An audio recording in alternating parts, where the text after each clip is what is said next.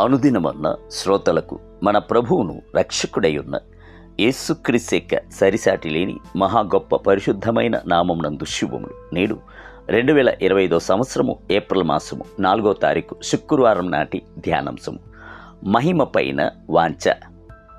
నిర్గమకాండము 33వ అధ్యాయము 18వ వచనమునందు నీ మహిమను నాకు చూపించమనగా, దేవునిక మహిమను ఎలాగైనను చూడవలను అనుటయే మోషే యొక్క కోరికయు వాంఛయునై ఉండెను.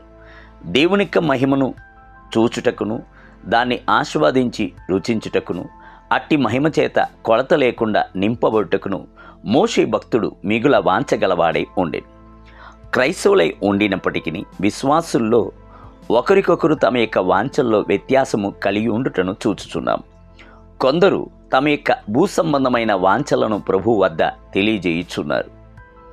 కొందరు ఆత్మ సంబంధమైన వాంఛలను, కొందరు ఏ సంబంధమైన ఆశీర్వాదములను వెంటాడుచున్నారు. అయితే మరి కొందరు మాత్రమే పరలోక సంబంధమైన సకల ఆశీర్వాదము చేతను నింపబడవలనని వాంఛించుచున్నారు. దైవ మహిమను చూచుటకు వాంఛించుచున్నారు. బైబిల్ గ్రంథము సెలవించుచున్నది, నీతిమంతులు ఆశించున్నది వారికి దొరుకును. సామెతల గ్రంథం 10వ అధ్యాయము 24వ వచనం. ప్రభువు నీతిమంతుడైన మోషే యొక్క వాంఛను అంగీకరించెను.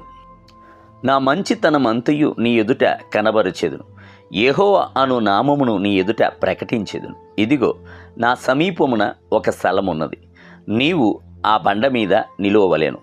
నా మహిమ నిన్ను దాటి వెళ్ళుచుండగా ఆ బండ సందులో నిన్ను ఉంచి నిన్ను దాటి వెళ్ళు వరకు నా చేతితో నిన్ను కప్పెదను అని చెప్పాను. నిర్గమకాండం 33వ అధ్యాయము 19, 21 మరియు 22 వచనములు.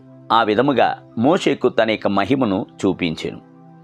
దావీదుకు కూడాను దేవుని మహిమను చూడవలను అను వాంఛ ఉండుట చేత ఆయన తన యొక్క వాంఛను ప్రభునకు తెలియజేశాను. యెహోవా యొద్ద ఒక వరము అడిగి తిని దానిని నేను వెదుగుచున్నాను. నేను యెహోవా మహిమను చూచుటకును ఆయన ఆలయంలో ధ్యానించుటకును నా జీవిత కాలం అంతయును నేను యెహోవా మందిరంలో నివసింపగోరుచున్నాను. 27వ కీర్తన 4వ వచనం. ప్రభువు దావీదు యొక్క అట్టి ఆశను నెరవేర్చెనా? దావీదు దేవునిక మహిమను చూచెనా? నిశ్చయముగా చూచెను.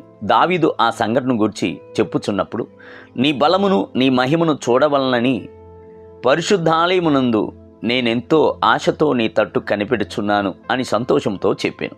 63వ కీర్తన 2వ వచనం. మీ యొక్క అంతరంగమునందు ప్రభు యొక్క మహిమను చూడవలెను అను వాంఛ ఉన్నదా? అటువంటి అమితమైన ఒక తపనను, వాంఛను మీ యొక్క అంతరంగమునందు కలిగి ఉన్నారా? నీవు నమ్మినడల దేవుని యొక్క మహిమను చూచెదు అని ప్రభు వాక్కునిచ్చాను. యోహాను సువార్త 11వ అధ్యాయము 40వ వచనం. కాలములు త్వరితగతముగా గతించిపోవచ్చున్నాయి. మనము మన ప్రియ ప్రభు యొక్క రాకడయందు ఆయన చూచుటకు వాంఛతో కనిపెట్టుకొని ఉన్నాము. ఆయన వచ్చుచున్నప్పుడు తండ్రి యొక్క మహిమను కలిగి ఉన్నవాడే వచ్చును.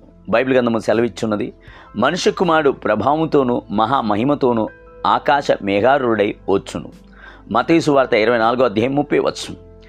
దేవుని బిడ్డలారా, ఆయనను చూచుటకు వాంఛగల అందరూ ఆయన యొక్క మహిమను చూచెదరు. నేటి ధ్యానమునకై ఇదిగో చూడుము, భూమిని చీకటి కమ్ముచున్నది, కటిక చీకటి జనములను కమ్ముచున్నది. యెహోవా నీ మీద ఉదయించుచున్నాడు, ఆయన మహిమ నీ మీద కనబడుచున్నది.